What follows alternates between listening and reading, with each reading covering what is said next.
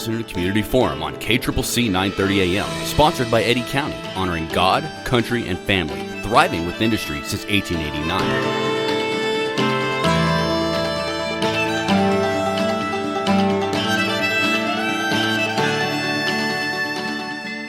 Hi, I'm Hattie, and I'm your host this week on Community Forum, and exciting. And I am here with Joe Garza and David Baber from Southeast New Mexico College.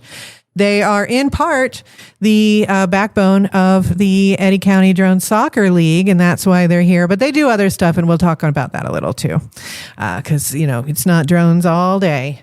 And so thank you both so much for coming to the studio. Thank you to everybody who's listening. You know who you are.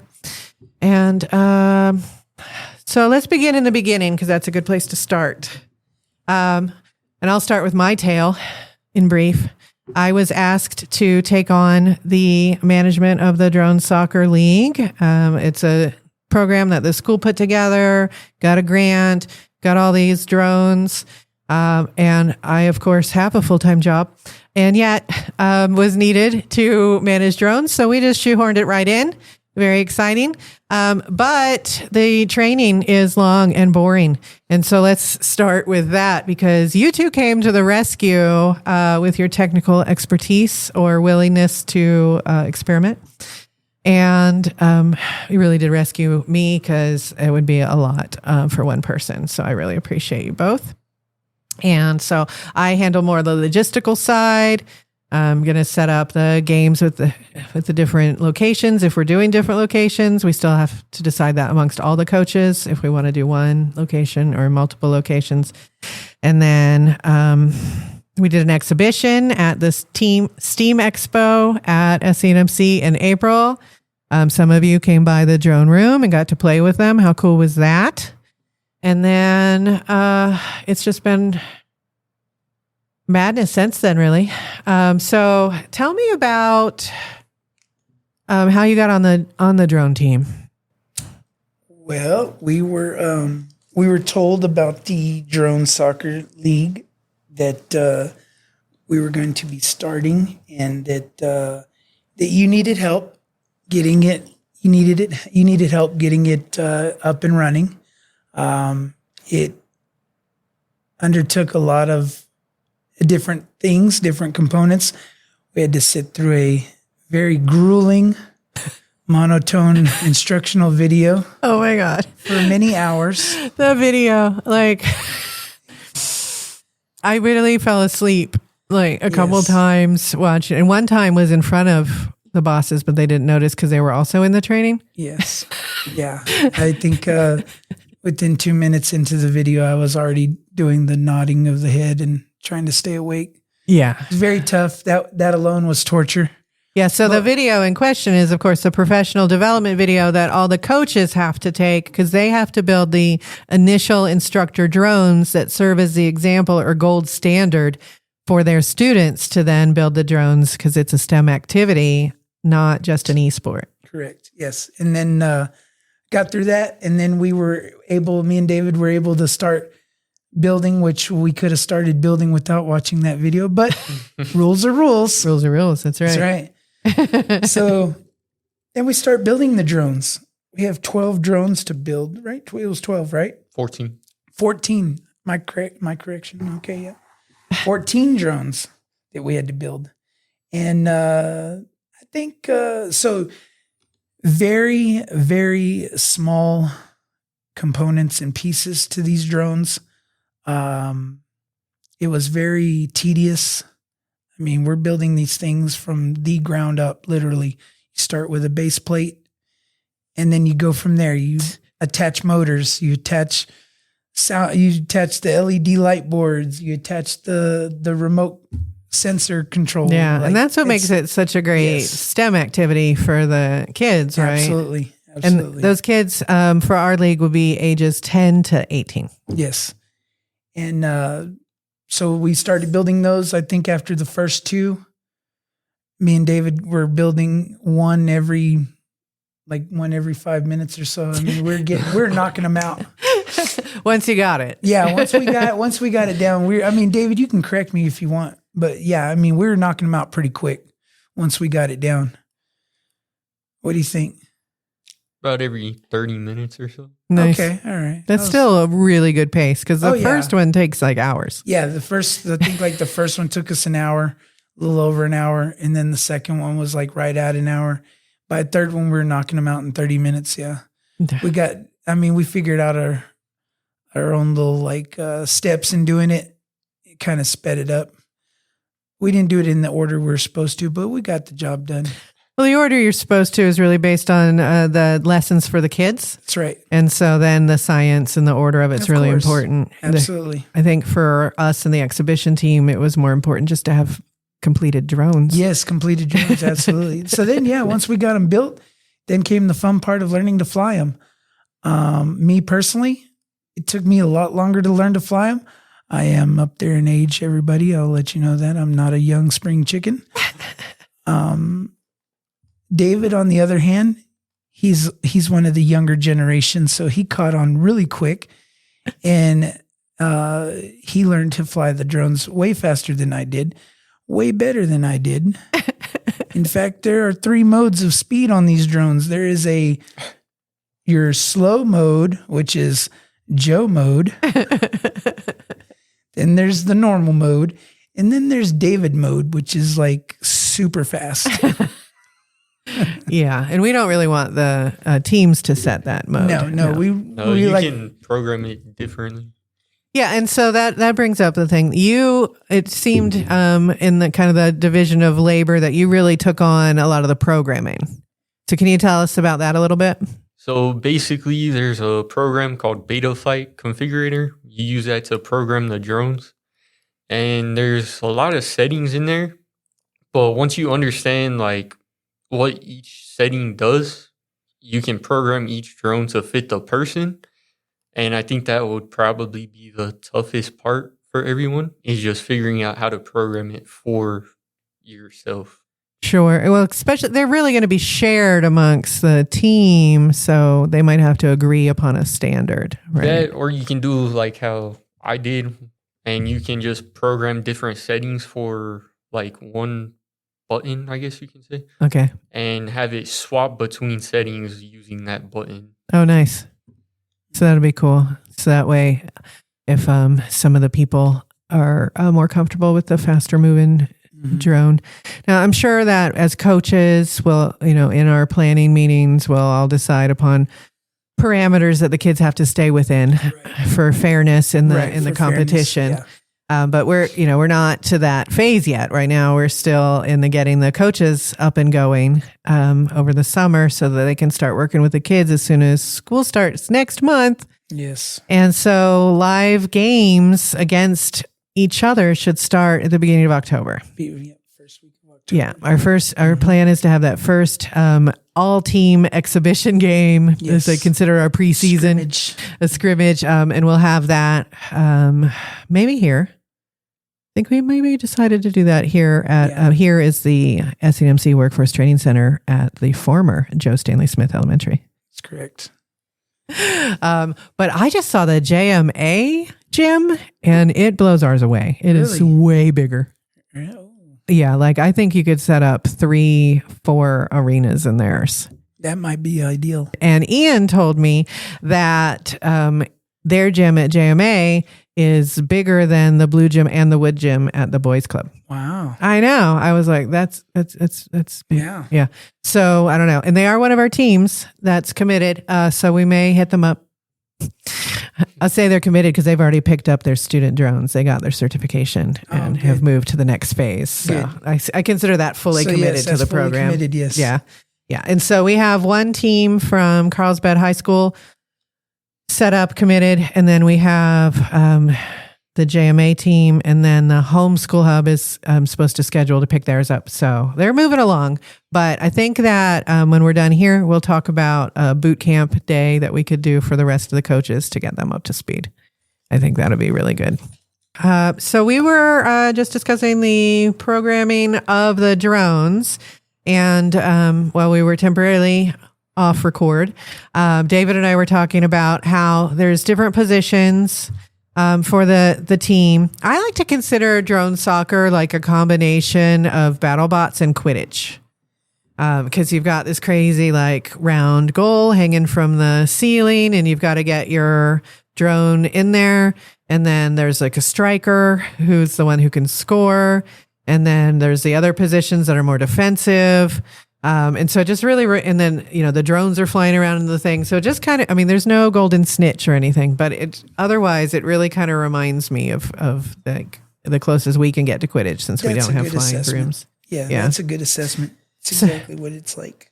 So the positions are set for the match. And the striker's the only one who can score. Correct. And then, David, you said... So if the striker gets disabled during the round, then the forward takes over the striker's position. Okay. And then the positions are indicated by colored lights on the drones? Correct. Yes. So each position has its set color, but then there's also a team color on one part of the drone too in the LED lights. All right. Okay. And then, so one of the things that I found hysterical is that I've played with the drones with you guys here when you were learning, and then the Steam Day, and I still can't hover for 3 minutes or one. Or maybe 30 seconds. Because like it just wants to move, or maybe I'm twitching or something. No, it's naturally going to move. It won't hover. We learned that they don't hover on their own. They will naturally start to drift one way or another. Okay. If you want it to hover, you have to physically make it hover. Yeah. And that's the second test that the kids go through. The first being to build their drones. The second being that they have to be able to hover for 3 minutes. Yes. Which is crazy. It's crazy, but it's good because we've learned, and we feel that before you start worrying about going forward and backwards and side to side, you need to learn to hover first. Yeah. At a certain height, because the goals are at a certain height. Right. So Exactly. if you want to score, you have to be able to hover at that goal level. Yeah, that's number one. Learn to hover. And that's really difficult. It's so difficult, in fact, that I'm going to give out like a ribbon to the students when they have successfully completed that, because it's really like their first stage to becoming drone pilots. Correct. So they are ultimately becoming drone pilots, but they're only cleared for inside flight. Right. And so those kids that are then interested in going on to drones, they want to get bigger drones, they want to go outside, they may even want to pursue jobs in drone technology. They can get the FAA 107 exam. Yes. And then they can get permitted. Which this could be, you could say this is a entry level to our up and coming aviation program at the college. Oh, nice. Yeah, exactly. Because we're going to have industrial. Correct. Aviation. So they will have their aviation. Indoor certification. The start of our aviation program at the college will be drone. It'll be a drone flight simulator. Nice. That will give them, upon completion, they will get their FAA 107 certification. Great. And then it'll go from there. It'll go from drone simulating to model aircraft flying, and then from model aircraft flying to pilot's license. So you could go to school and play with toys, is what you're saying. Play with toys and then graduate to a big toy, an actual airplane. Right, an airplane, or you could fly agricultural drones, industrial drones out in the oil fields. Or you could work for the police department and fly the police drones. Or you could work for Amazon and run their drone program as they expand. Drop off their presents, drop off packages with drones. Yeah. So this is pretty cool because not only is it a fun activity, like an e-sport, but it's also a STEM activity, and it opens up possibilities for the kids who are really drawn to it. Yeah. There's also, I'm going to have to mention the military aspect as well. There's also the military aspect to it. And I think that as we've seen recently with the modern warfare, the drones are the way to go. They are cheaper and they get in there and they're doing way better than our missiles. Exactly. And less boots on the ground when you're using drones. So And that's great too. Especially here, we don't really like our soldiers to go elsewhere. Exactly. And to face peril. If we can keep them here and keep them safe, that's the way to go. Absolutely. So that's really cool that we'll be able to offer that as well. I met a woman who was studying for her 107 exam at my kid's birthday party, which was really funny. She's like, I'm just going to go hang in the car and study for my 107 exam. And she's like, oh, that is, I was like, oh, you're studying for the FAA drone exam? and I only knew because we're doing this soccer program, but it was like, I got to sound like I knew what I was talking about, which is always fun. I loved that. And I was like, yeah, no, the kids are fine. Go study. I understand. So somebody is doing that locally in our industry, right? Because she lives locally. She works for one of the big energy companies. I don't remember which one. And she was taking her 107 exam. I'm sure the big companies, big energy companies around here, I'm pretty sure they offer that because they use the drones to look over their facilities and stuff like that. So sure.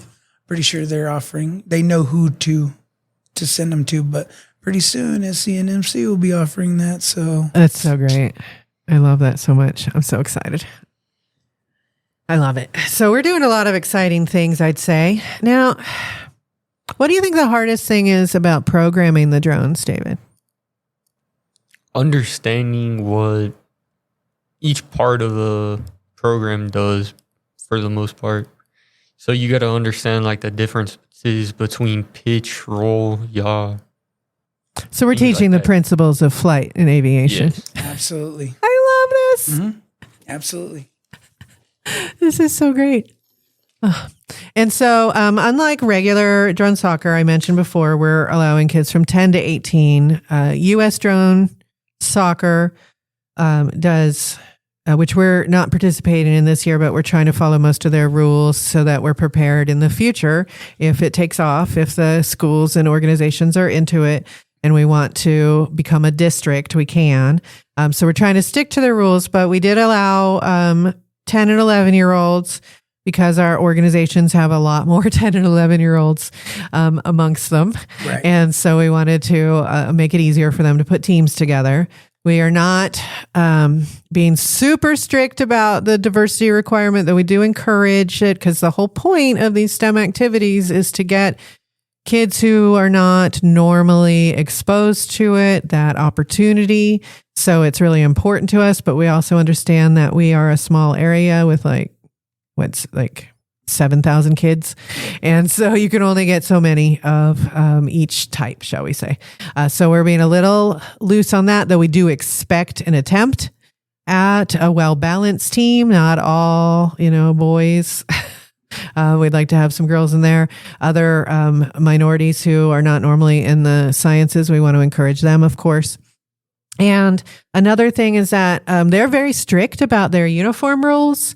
And they don't allow any additional equipment on top of a standard uniform, where we're allowing sensory equipment to allow more kids to be able to participate who would have an interest that may be just neuroatypical. And so they need a helmet where, to help them deal with the sound or whatever.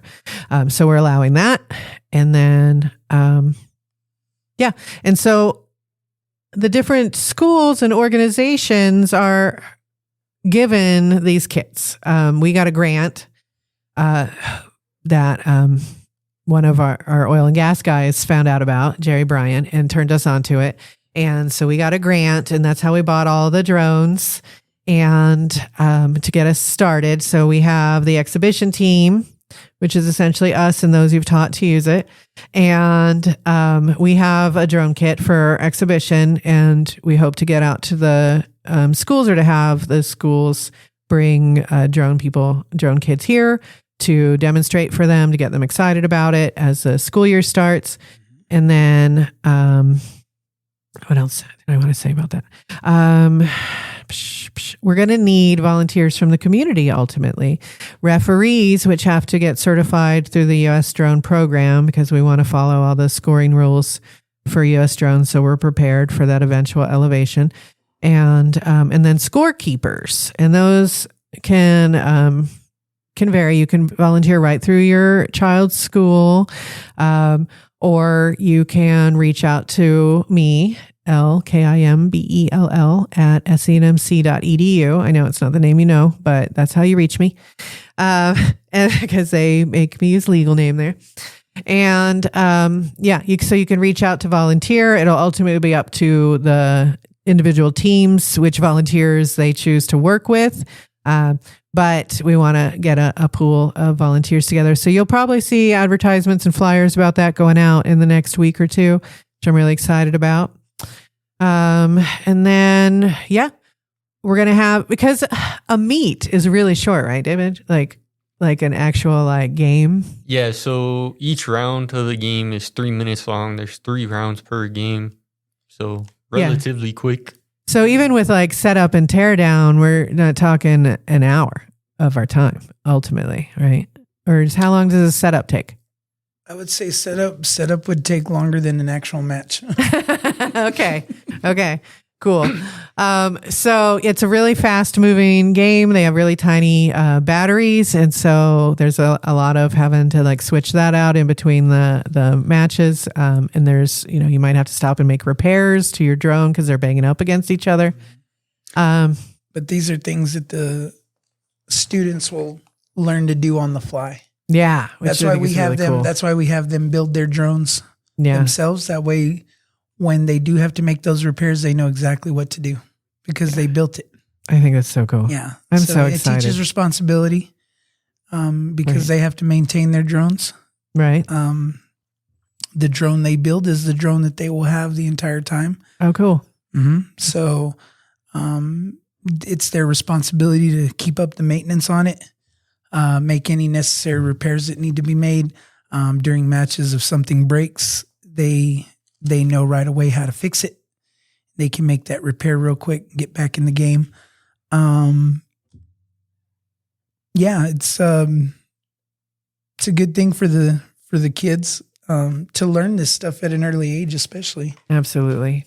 I love it. And one of the things that we decided as a group at the first coach meeting would be that we'll have multiple matches at one event. Correct. And so we'll set up 2 arena, and then the teams will rotate so they all play each other while on site. And then we'll have probably a bye week and then another game week. And because we want to be able, we have ostensibly 8 playing teams, assuming everybody finishes their training. And so we want everybody to have as many opportunities as possible to play against the other teams.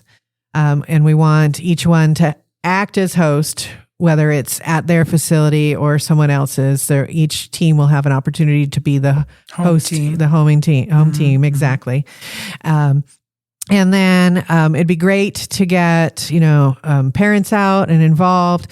And one of the reasons we're doing these multi things is so the kids have the opportunity to play as much as possible with the drones, but also to make it a worthwhile event for the people who are coming with them, right? Correct. So it's not 20 minutes and they're done. And it's why did I just drive from Loving? Right. Right. And so we want to stretch it out as long as we can. Yeah, so it'll make it more fun for everybody. So, maybe we can get some concessions going at the games. That could be really cool. Yeah.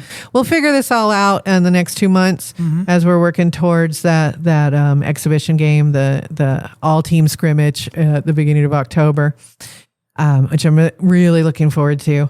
But what, parents need to know is this is a great opportunity for your kids to get hands-on with the science and the things that they're always talking about, because this is a hot sport. It is. It took off a couple years ago. It started in Korea. Correct. South Korea. Korea. And then it has taken the world by storm. There's leagues. There's professional leagues. Amazing. Yeah, there's international professional leagues. That's and so cool. If you get a chance, just YouTube Drone Soccer League and watch the videos of these matches. I mean, they're really cool, really awesome. They're intense.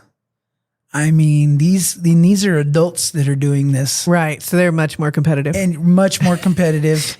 The arenas are much more larger. The drones the drone soccers themselves are much larger. Yeah, because ours are tiny. Right, ours are tiny. Theirs are bigger. But these matches, I mean, these guys are doing all kinds of crazy stuff. I mean, they're running plays.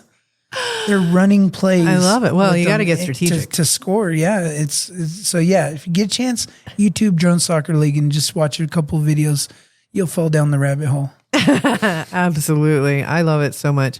I think I watched it for like 2-3 hours, just different videos when I agreed to do this. All the colors and the lights. And it's so fun. They have actual broadcasters. I know. Like, I think that you might need to do color commentary of the games. Yes. Like, that could be really cool to have that going. Yeah. But it would need to be somebody who really understands it. Absolutely. You know? So, but we'll figure that out too. Fun times. Yeah. I'm really excited about it though. It's going to be good. I think the community is going to, I think it's going to catch fire. Once it gets going, I think I foresee the locations where the matches are being played, I see them filling up. Nice. Not just from the families and the student and the kids that are there, but from the community coming in to watch. Yeah, because it's really something to see. It is really fun to watch, and I think word's going to spread, and we're like these venues. I have a feeling we're going to find them packed with just people from the community wanting to come and watch and support. And that's why we need concessions. Yes. Because I think that would be awesome. But yeah, I mean, it's like, I know how important high school sports are here. Mm-hmm. Everybody's like supporting every team. It's not just about football. In Texas, I swear, it was all just about football. Football. But here, it's like football, it's baseball, it's track, it's shot put. It's like, I mean, she's a champion. Soccer. But like soccer, like... We do everything here. It's amazing to me. Pickleball, golf. The golf team is amazing. Golf team, yeah. We have a state champion culinary and management team. Yeah. Like we do everything here and like just really support the kids. So I could see that happening too. Yeah, exactly. I see that happening with this as well. Yeah, which is very exciting. Mm-hmm. The kids, and I don't mean to demean them because some of them could be 18. They're still like, kids. The students will learn.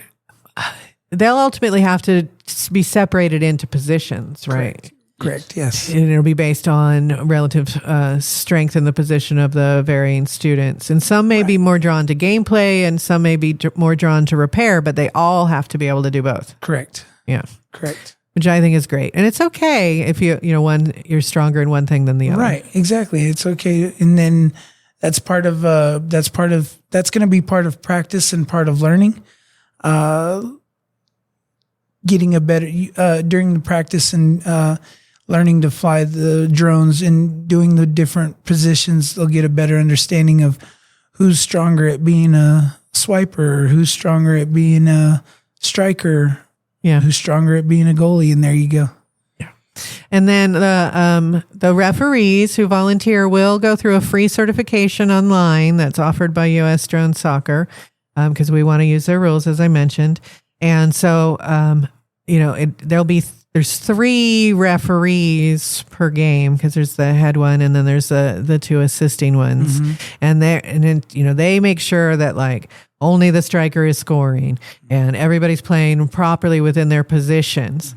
And then, but there's also a scorekeeper whose like sole job is just to note when that striker has scored. Exactly. And so they don't have an online training for that, but we're going to open up the practice games where the kids are training in September so that the volunteers for scorekeeping can go and practice keeping score. Yeah. Yeah. Because that's going to be with, you imagine with 10 drones flying around at the same time, trying to pinpoint that only one that's allowed to score. Yeah, that's crazy. Yeah. So that'll be something that they'll definitely want to practice. And so we'll get them in. And that's why it's important to have people who really want to do this work as well. Absolutely. Like you got to be excited about the game. Yes. And supporting I think once they see students. It played for one time, they're going to get excited. I think so too. Absolutely. All the colors and the zoom in and they move so fast. Yes. It gets you excited. The minute you turn on a drone, you're excited. Yeah. It's totally true. David, anything to add? It's okay that you're the quiet one. I just don't want to leave you out. I just don't know anything to say. Okay. So when you were using the beta flight, you were able to tweak it to have the 3 modes. Yes. The 3 speeds, I should say. And then you program the lighting colors. Yes. So you can program another one of the switches to change the lights depending on what you need. You can also change it to do other things as well than just change the lights. And these switches are all on a console-like controller, right? Like it reminds me a lot of my Xbox controllers. Yeah, pretty much. Yeah, or a PlayStation. Yeah, they're very similar, but way more sensitive. Super sensitive. Super sensitive. Because like I would barely move it, and that drone would be whoop up hitting the ceiling of the arena, which is a net, and it was okay. That's absolutely right. And that's the thing is like the kits come with parts too, because we expect them to get beat up. And Yes, they come with replacement parts, mainly propellers, replacement propellers, because those are usually the first thing to break. Yeah. Yeah. And you got to be really careful with those propellers because they're sharp. They are very sharp. They may be plastic, but they do cut like a knife. Yeah. And I know from first finger experience. Oh, ouch. Yeah. And so that's really important. So the students go through a lot of safety training as part of this as well. Yes. Right. Because they need to know how to handle the drone without putting their fingers near those blades. How you pick it up, how you move it around when you're not steering it with your controller. First and foremost, make sure it's off. Yes, exactly. Then it won't bite you. That's right. And then we recently found out something interesting about the batteries. Oh, yes. Batteries, lithium ion batteries. If folks out there that are old enough to remember when lithium ion batteries first came out, they were those ones that were found in laptops that were exploding in airplanes. Yep. And so this is like strapped to the drone like a little deadly payload. Yes, it is four little lithium ion batteries stacked together to make one battery. Okay. That takes 20 minutes to charge, but only lasts for 3 minutes. Crazy. Same amount of time as the match. Not super efficient. Right. That's why at the end of each match, you're swapping out, putting in a new battery. Yep. And there's a battery training online as well that everybody should take, but it did not warn us about something. Yeah, it did not warn us about how volatile these batteries can be. They're little bombs, really. They will burst into flames if We're they not overheat. endangering your children. We're not at all endangering your children. But if they do overheat, they can combust into flames, and it just smokes out though. Yeah, right? just a little flame, and then it smokes out, and that's it. Yeah, nothing because they're crazy. tiny. Yeah, they're tiny. There's videos. You can YouTube videos on that too. We don't want to scare the parents off. Yeah.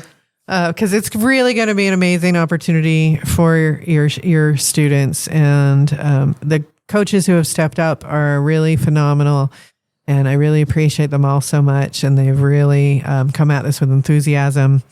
We'll be having another coaches meeting soon once we get that 8th team locked down, and it's going to be a lot of fun. And everybody should come to our first game in October. They should. Going to be epic. Be looking out for the location.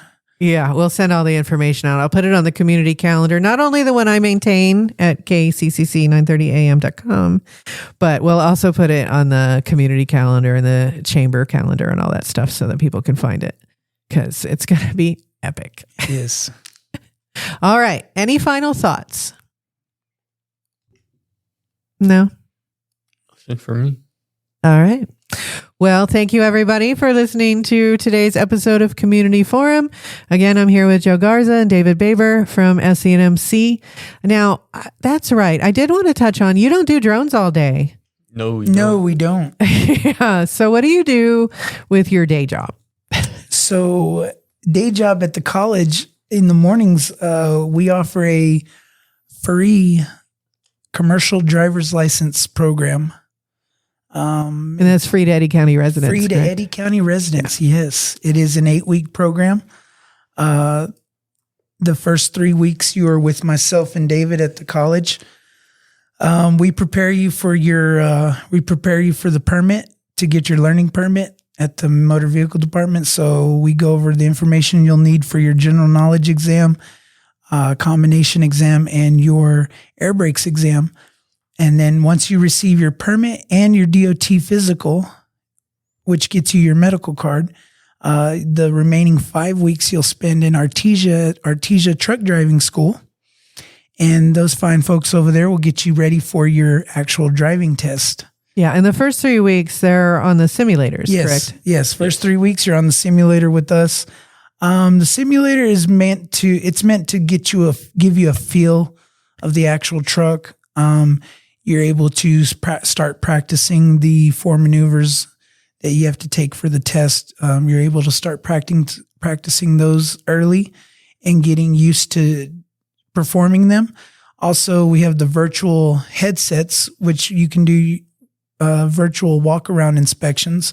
Nice. So the virtual pre-trip inspections, which helps you identify all the components and parts of the engine, the truck itself. I love that we use VR. Yes. Yeah. And then when you get to that, so when you get to Artesia, you get your hands on the real thing. You're already familiar with it. And it's much easier when you're behind the wheel of the actual truck because you've had the simulation experience. Right. So you're already prepared. And you find it more easy to do that. And then also when you're doing the pre-trip over there, you're already able to identify a lot of the things because you did them on the virtual pre-trip. So that's great. Yeah. So we do that. That's Monday through Thursday, 8 a.m. to noon. So it's only 4 hours in the morning. Mm-hmm. When you get to Artesia, the remaining 5 weeks, it's Monday through Friday, 8 a.m. to 2 p.m. Because in the morning you're doing the pre-trip inspections and you're learning the maneuvers. You break for lunch, and then when you come back from lunch at 1, from 1 to 2:30, that's when they take you out driving. So you learn to drive the truck. Mm-hmm. That's when you get your drive time. And then at the end of 8 weeks, you should have your commercial driver's license free of charge. That's amazing. Yeah. And then we got a bunch of other things coming up. We're preparing for other programs to be starting soon. The aviation program, right? The aviation program. Yes. That's going to be starting up pretty soon. That's in the works. We also are going to be starting up a driver's ed program. So that will be coming up as well. We'll be offering driver's ed. We're going to be doing defensive driving. Oh, that'll be good. We all need that. Yes. We're also going to work in partnership with the local law enforcement, providing officers and police officers in the sheriff's department offensive driving. Oh, so they can do that safely? Yes, so they can practice their offensive driving skills. Excellent. And then the local fire department and the EMTs will be offering them training on the like how to drive the ambulance, how to drive the fire truck. Nice. We'll be offering that as well for them, training for them as well.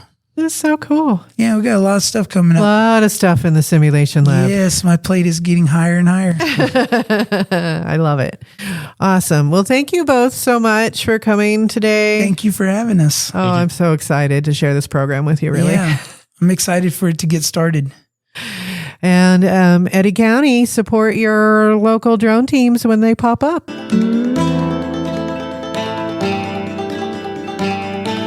You're listening to Community Forum on KCCC 930 AM, sponsored by Eddy County, honoring God, country, and family, thriving with industry since 1889.